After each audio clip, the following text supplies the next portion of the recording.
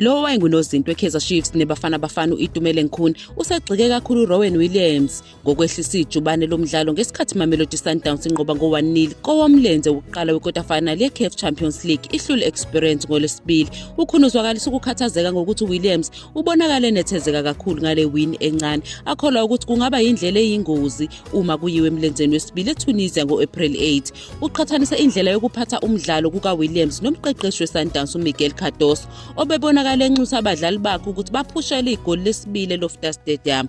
Uphinde wagcizelela ukuthi ukuhamba phambili ngo-1-0 ngeminye yemiphumela eyingozi ebholeni, ikakhulukazi emidlalweni ongadlalwa ekhaya. Izinselele zokuhamba, ukujwayela izimo ezehlukene zezulu kanye nezidingo zomzimba zimpintshana zonke zingayisebenzela iSundowns njengoba ihlose ukuzibekisela indawo kwandulelo wamanqamu. Ukhona uphinde waqhamisa ukungasekwa kwamaqembu aseNingizimu Afrika emidlalweni yasekhaya, waveza ukuthi kuba matasa kweSundowns ukudlala ngolwesihlanu, ngolwesibili nangesonto elizayo kwengeza ubunzima bomkhankaso wayo weCAF Champions League.